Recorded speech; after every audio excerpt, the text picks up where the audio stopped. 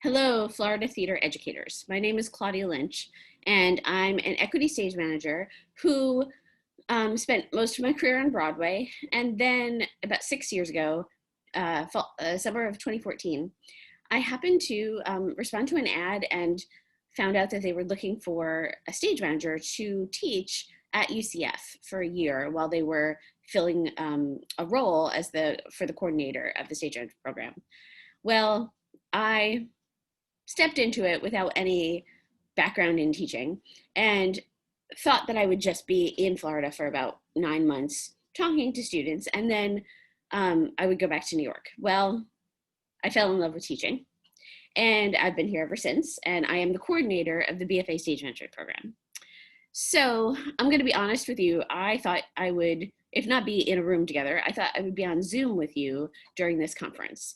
And I found out recently that this is going to be an asynchronous recording. So here's what I'm going to do. I'm going to be totally honest with you. I'm just going to keep going as if this was a class, and I may stumble around a bit and feel like I should stop the recording, but I think I'm going to try to go for it and ask you to go along with me on this journey. This year I wanted to talk about calling, as some of you may have met me last year when I came to do a session on working with the student stage manager. And this year I thought I'd focus specifically on the aspect of calling. So I know that in the high school and the junior and middle school settings, you will sometimes have stage managers, maybe sometimes not. But when you have those students who are ready, willing, and able to sort of step into this role and really interested in exploring the role to its fullest extent, one of the main things that they know of, right, that a stage manager does, and one of the things that they probably want to experience is calling the show. So we're going to talk about calling today. And the truth is, you can't call a show, or you can't tech the call of the show and create the call of the show if you don't know the show. Backwards and forwards and sideways and upside down is what I tell my students. So really, calling the show starts before the rehearsals ever start. So the first thing I'm gonna screen share for you guys, and hope that we see this. Okay, so I'm actually gonna start right here. The first thing that I suggest when I talk about calling is I go all the way back to prior to rehearsals ever starting, the idea of doing a production analysis. This is a blank template that I give my students. And I tell them that the columns, the headings, are really dependent on the show. You're not necessarily going to fill this in like it's an instruction. You're going to figure out what that show needs. But the first thing is to read the script. And read the script, of course, I always suggest read it first time through, just to get the story, just to be able to absorb everything. And then go back in and really start parsing it out. And so I actually suggest my students go scene by scene, page by page even, if needed, and fill in what is the script calls for. Try to get to know the show as much as possible. Now, I actually suggest that the students do this with paper and pencil, or a pen, and really sort of sit there and like write it out. Now, I'm a little old school. I am definitely more analog than digital. So that, of course, you can type it up too, right? It depends on the students. I tend not to try to force my students into one method. I try to give them the questions they ask themselves to choose the method that they need. But going in and figuring out, does the script call for any specific lighting changes, like big times of day or thunder and lightning, or anything that could really be specific. And just the act of the production analysis is also having them break the show up into scenes. And they will have an idea of where one scene ends, and we lead you into another, which often could call for a cueing sequence, whether you actually have a blackout between scenes or whether you just have a transition, you will have something happening. So all of that starts right away.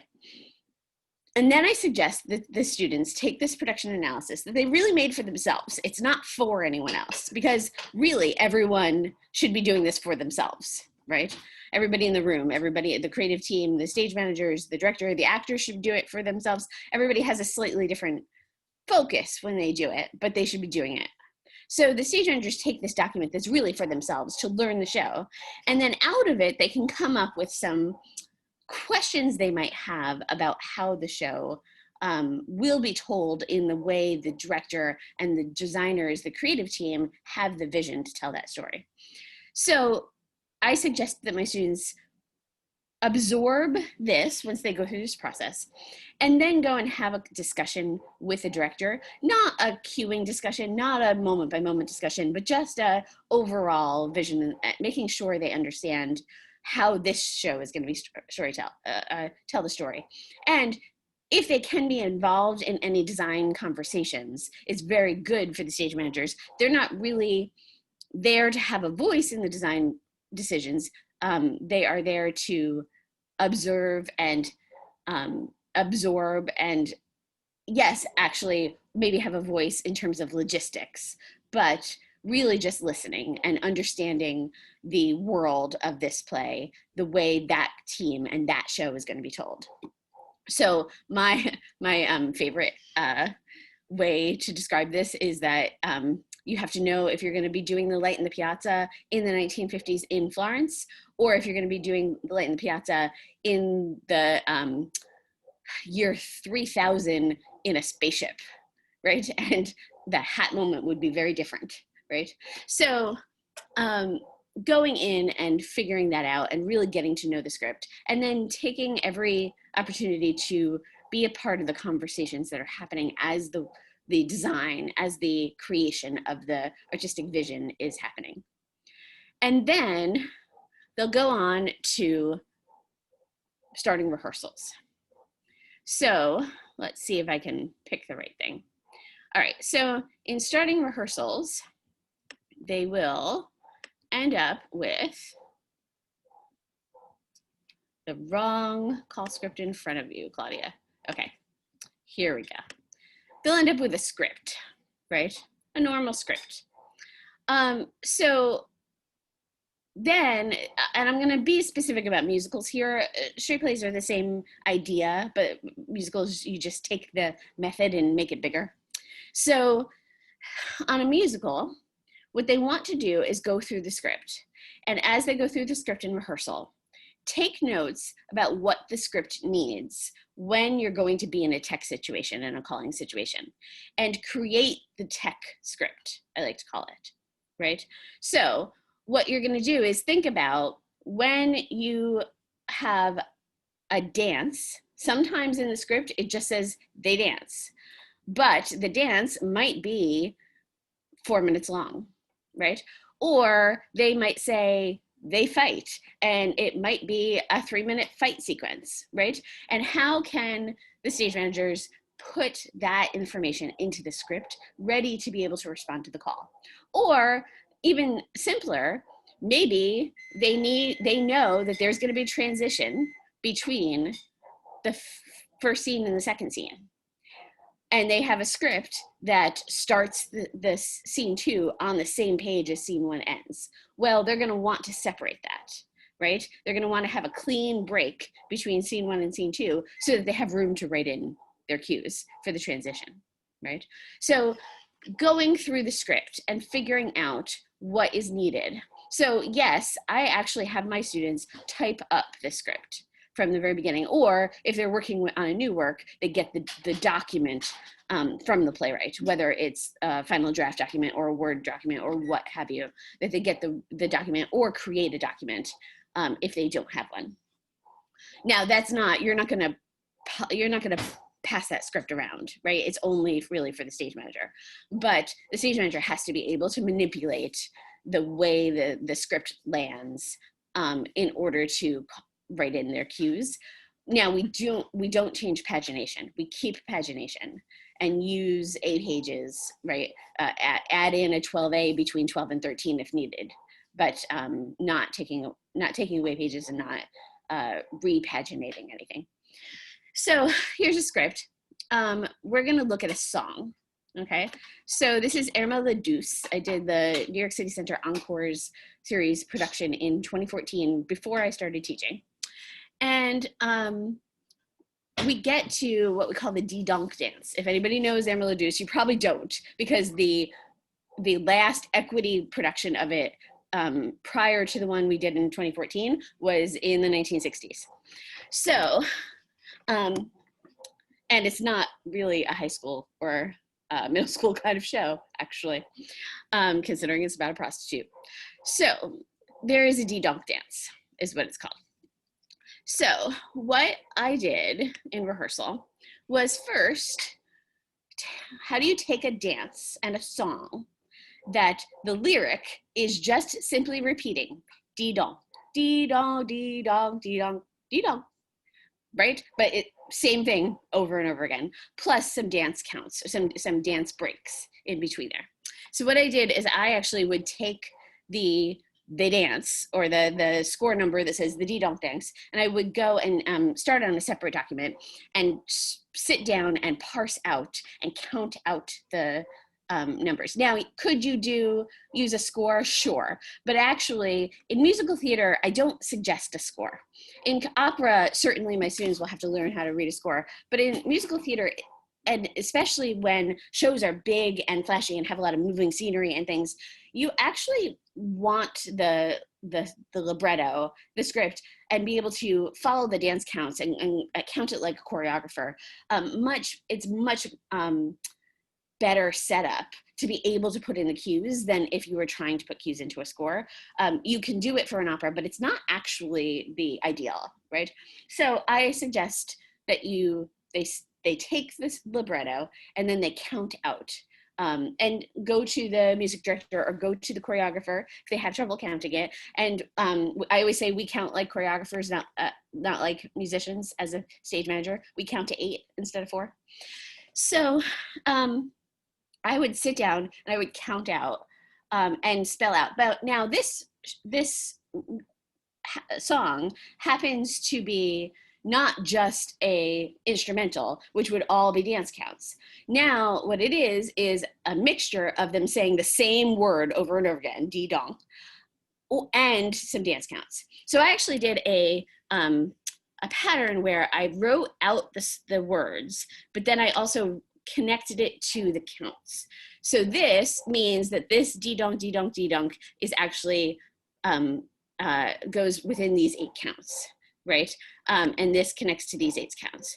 And then when you get past this section, now here's an instrumental section. So now I'm just gonna count the music out. And here's the next instrumental section, but I'm going to not leave them just a bunch of numbers.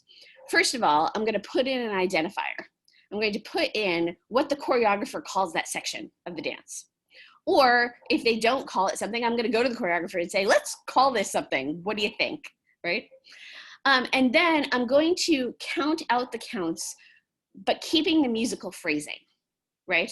So the phrasing is 1, 2, 3, 4, 5, 6, 7, 8, 2, 2, 3, 4, 5, 6, 7, 8, down to 4, 2, 3, 4, 5, 6, 7, 8. And then it starts over at 1 again. And you'll hear it. I'm going to play the music for you. But I'm going to count out the musical phrasing rather than having it be 1, 1, 1, 1 as you go down the 8s. And I'm going to put in little identifiers of maybe some choreography, that kind of stuff that I may need. And then I'm going to continue on. Now here, this G, the creep is the identifier that we called that part of the dance. G is the score letter that connects to the score. You can put measure numbers as well, but or score letters. So this was a way for me to be able to talk to the MD and make sure that we're on the same page, that because we're at D-Donk, D-Donk. So what's the difference? Okay, make sure we're both on the same page, that we're at score letter G, right? And on from there, right? So, and then I'll put this spelled out script into the main text script. So obviously everybody else's script might say page 14 D-Donk dance and then go on to the next scene on page 15.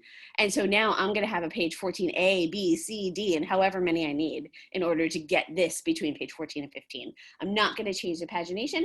I might have actually changed the pagination on the real thing, but we're going to pretend I didn't do that, because for the way I teach it, you don't change the pagination, because you want it, there's not a lot of other people on the script, quite frankly, during rehearsals. I mean, during tech rehearsals and into performances, but if there's somebody else on a script, you want to be on the same page as them.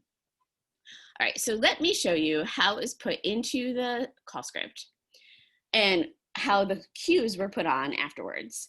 And then I'm going to actually play you the song and be able to see if you can follow along. So let me get here.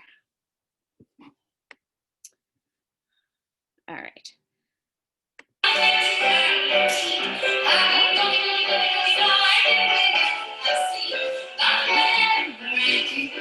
If you can see me highlighting this part. Okay, now we're on then.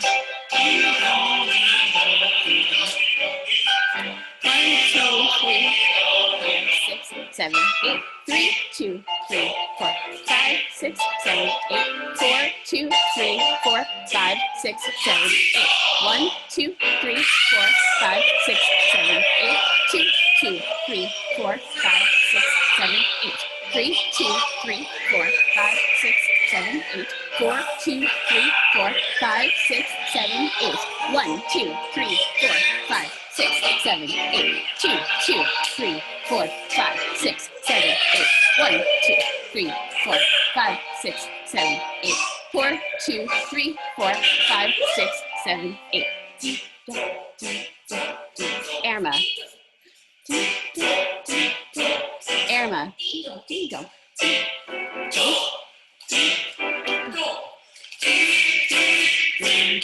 Okay, I'm gonna hold there. Now, to be perfectly honest with you, I counted that a little differently, right? I don't know if you caught it in the section that says Jen's best step.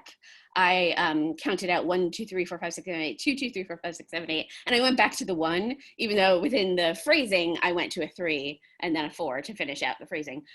In the moment, I went into a 1. Yeah. And the phrasing is about how it makes sense, right? It made sense because instead of 1, 2, 3, 4, 5, 6, 7, 8, 2, 2, 3, 4, 5, 6, 7, 8, 1, 2, 3, 4, 5, 6, 7, 8, 2, 2, 3, 4, 5, 6, 7, 8 in the same section. It really, the melody repeats, but the 2 repeats is a section. So why not count it out to 4? Does that make sense? So I don't know, because you're not here, so I can't tell if that's making sense. So you can always get in touch with me and tell me if you need me to be clearer about this. So, and then we go on from there. Nestor and Irma dance together, and I, and then Jay. And we go on. Let me give you a little bit more so that before we start talking about something else. This is the creep.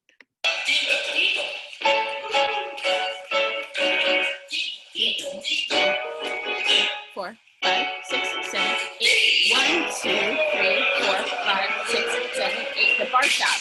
3, 4, 5, 6, 7, 8. 2, 2, 3, 5, 6, 7. Can. 5, 6, 7, 8. 5, 6, 7, 8. 6, 7, 8.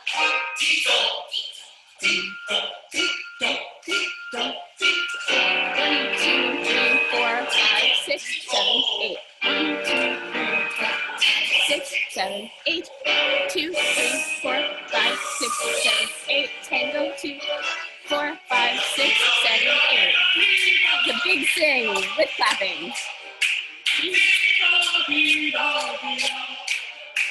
1, 2, 3, 4, 5, 6, 7, 8. 1, 2, 3, 4, 5, 6, 7, 8.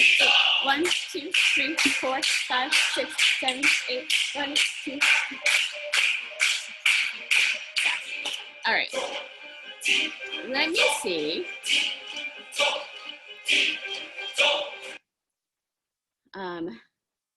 Let me see. Am I actually going to be able to call some of that for you? I don't know. But you can see the cues in there.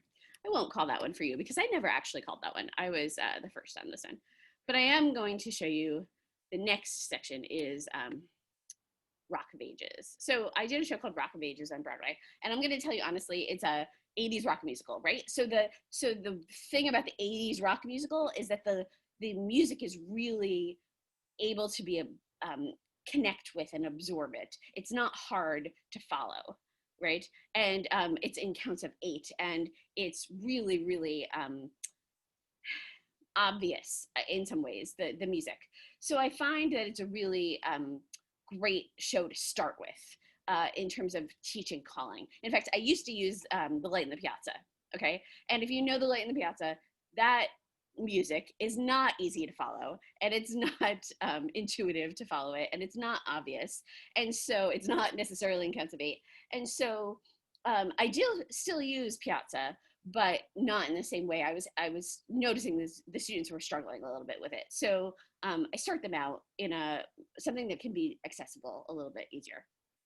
So what I can do is show you, first of all, the script. So here's a handwritten script. I'm going to be honest with you, almost all of my scripts are handwritten, even from Broadway shows, and I did a bunch of long runs. I do have some that we turned into a digital script, into a script made in the computer, but really that was when we had time, right? When the show was open for a long time and we had someone who had the time to sit down and do it. So this is the original version of the Rock of Ages script. And it is, oh, I'm in the wrong place. I want to rock, not any way you want it. So one moment. I was changing my mind about what I was going to show you, and I managed to not get myself set up here. So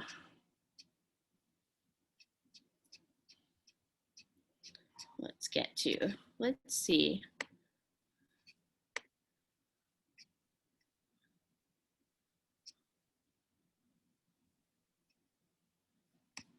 All right.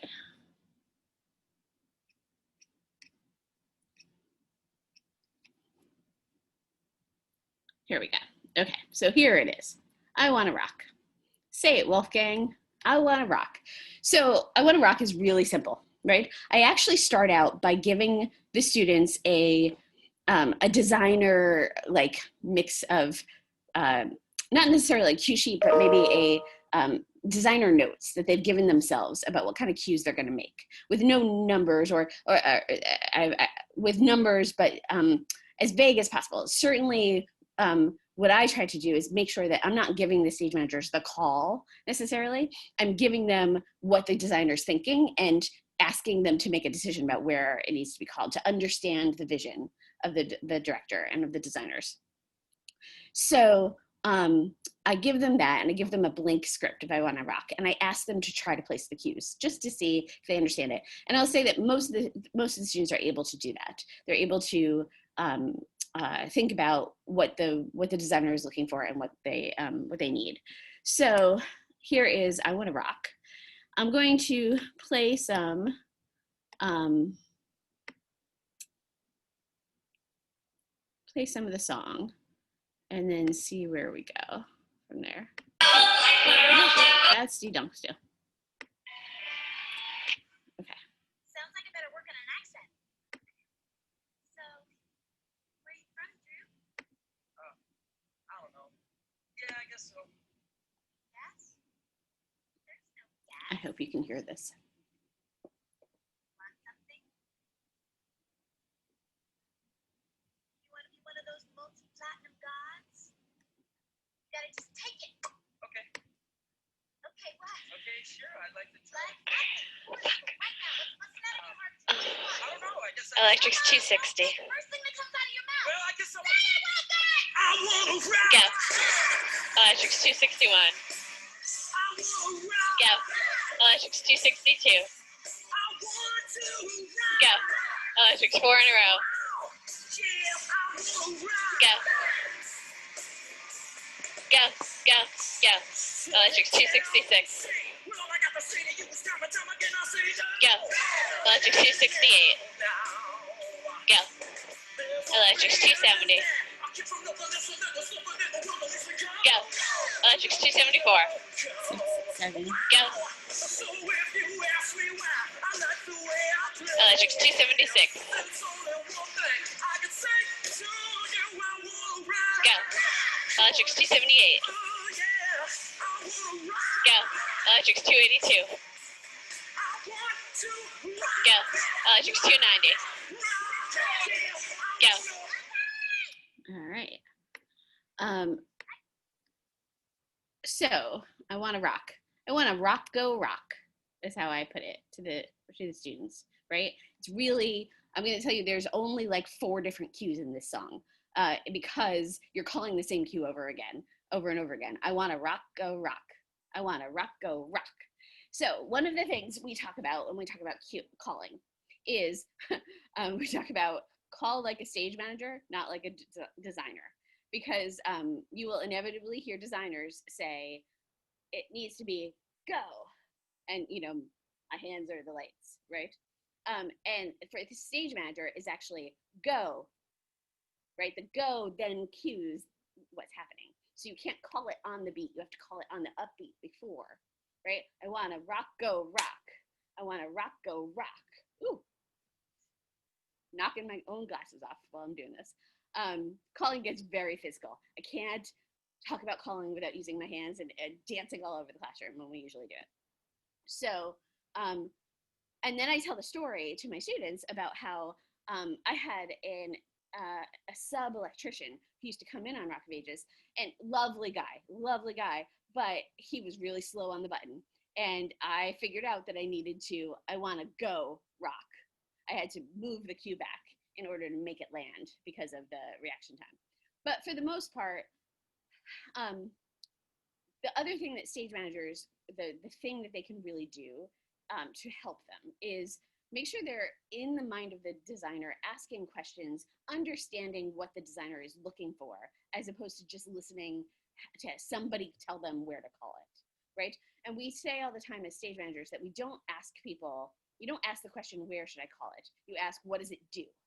And then you choose the call based on what has to happen, right? Go, instead of a designer who's going to tell you to go, right? So really having that conversation with the designers, and then having the collaboration with whoever's hitting the button, whoever the board op is going to be. And I bet you in your schools, the same student who is creating the lighting might actually be the one who's taking their cues. And that's great, but you can ensure or talk to the designer, the student that, or the programmer, however they are, they might know the cues, but calling is about the overall, making sure you're calling.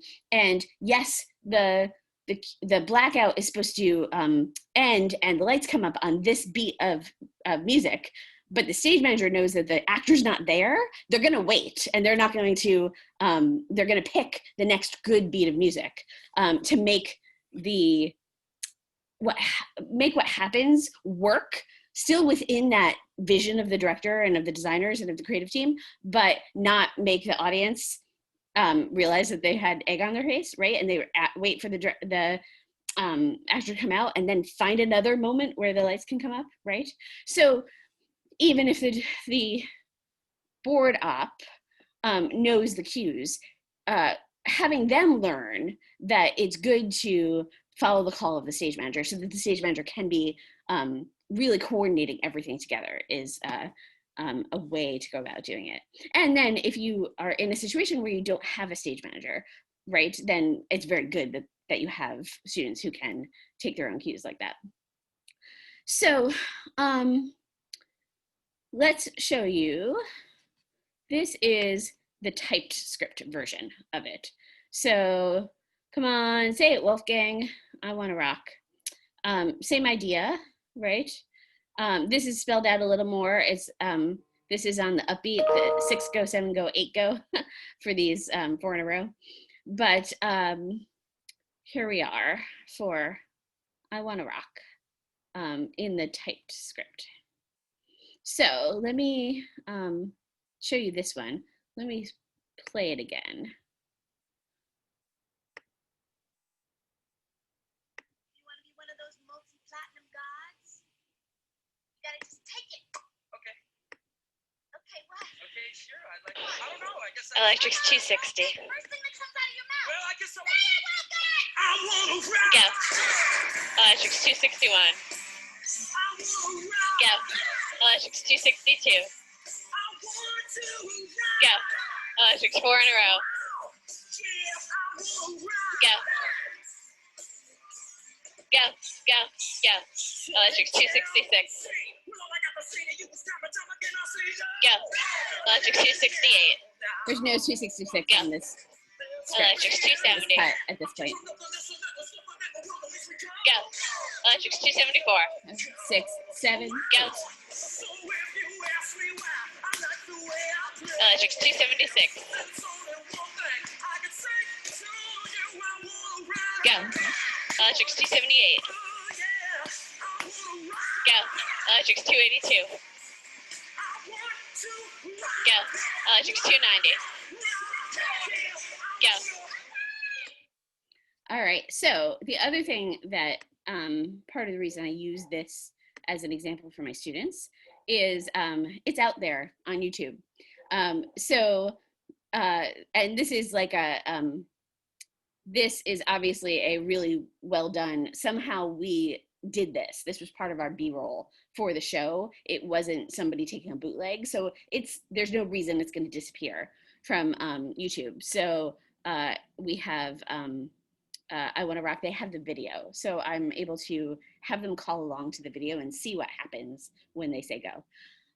Just this past year, the last couple of years, I've used other songs and gone into the Light Lab in the second and third stage manager classes I teach. But in the first stage manager class, when I was using I Wanna Rock, I would do it just to the video. Well, last year, I was able to get into the Light Lab and actually program the cues and have the cues happen and have them practice calling in a real situation where somebody was listening to them to hit the button and something was actually happening. Unfortunately, in the time of COVID, we're going back to video this semester.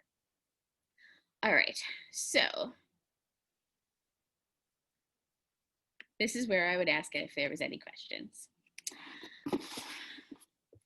So you've probably heard of the technique of the standby, right, or the warning. This is something that is a technique that should be used and used well, but it wasn't until I started teaching that I realized that there's people are using the technique, going a little overboard with the technique. There shouldn't be, even in high school, even in junior high, if you have a student who's interested in theater and they're at a level that they can be a board up, right? Or they can move scenery, or they can be doing a show, they're going to be able to follow along, right? They should be able to follow along. They should be held to a certain standard that they're paying attention enough to the show that they're sitting, like, especially if it's board up, they're sitting at the board. And all I need is lights 36, and that's your standby. Lights 36, and they put their finger on the button. And then you have a go, and they hit the button, right? So what we do professionally and what I teach at UCF is that at the top of the show, warning on the top of the show, warning lights 2 through 279, warning on sound 3 through 7, warning on the house lights, right? Like whatever it is, right? Warning deck automation. And you're gonna put in the warnings for lights and sound, and then that's their warnings. That's what they get. And then for the rest of the show, they get lights 36, go, right? Do you need to give them any more than that? Well, if you're gonna say 4 in a row, right? If I was gonna have my students say, not say anything but the go, maybe they'd say standby lights 802 through 812, and then say lights, go, go, go, go, go, right, as they're following along. Yeah. So yes, using a standby in that situation does make sense, right? But when you have your students call the show, the idea of having them call standby lights 6, light 6 go, standby light 7, light 7 go, standby lights 8, light 8 go. That's a little overboard in terms of that technique. And I'm going to tell you that every high school stage manager that I, entering college stage manager that I have ever met, when I've explained that to them, that it's a technique you need to use, but you don't necessarily have to preface every single cue that way, they say, like, where was this in my life before? Because they were sacrificing the call of the show because they were trying to hit an unnecessary standby. When you have a really big show, when you have your students calling a musical, they probably don't have time to put all those standbys in between cues, and there's no need for them, right? Certainly, if you can have a student calling the show, you can have the student that's on the board up pay enough of attention that they get there, right? Now, that goes into the student stage managers. You have to remind them that it can't be lights 36, go, right? That doesn't give your board up enough time. You do have to have that breath between lights 36, go, right? Gives them enough time to put their finger on the button. That's all they need. Yeah. Yeah. I would go into cue lights, but I don't have them set up here. I think that this might be a good place to start, or to just give you that much. And I guess I will be honest with you that because I need you to tell me where we want to go from now, or anything we need to go over, or so maybe the next time that Fate is in person, I can do another round of a SM workshop, and I'll bring in all my cue lights, and I'll talk about how you can cue using cue lights instead of verbal calls. And usually cue lights are used instead of verbal calls for two reasons. One is for actor deck entrances if they need it, but in the American theater, an equity situation model, you're going to want the actors to take all their cues as much as they can, as opposed to opera where they are cued for every entrance. You want your actors to take their own cues, but they can't take a cue if they can't hear or see their cue, what their cue is to come on stage, or if their entrance on stage is a part of a whole something else, a whole transition, a whole everything, and it needs to be cued by a stage manager. The other thing we use cue lights for is for automated scenery or rails, because then you will warn those cues verbally. Warning deck auto, 150 on the red, 160 on the blue, 170 on the green, warning rail, 10 on the red. And then the lights go on, and when the lights go off, it's the go, but they don't have to worry if they're taking the wrong go. And if a light board operator takes the wrong go from the sound board operator, is a little ugly, sure, but is it gonna kill anyone? Nope. But if a rail operator or an automation operator takes the wrong go, verbal go, that could actually kill someone. So that's another technique, is that you use the lights so that the actual goes are non-verbal. They're using the lights instead for the things that are moving, and that could cause an issue. So I think to wrap this up, I'm just gonna say, Claudia Lynch, I'm at UCF. My email is claudia.lynch@ucf.edu. I would be happy to continue this conversation with middle school, high school educators. If you have students who are interested in stage managing, please let me know. I would love to come and do a Zoom call and talk about stage managing. I could talk about theater in general. I could talk about Actors Equity Association. And please I want you to know that I'm inviting your students. If you have students who are interested in getting a BFA in stage management in college, I invite them to come spend the day with current students and look at the BFA SM program at UCF. Now, what does that look like these days? It looks like coming in, zooming into my classes and zooming into a session where they can talk with current students instead of coming to campus. But the offer is open for all your students who are interested in pursuing stage managing at a college level. Thank you.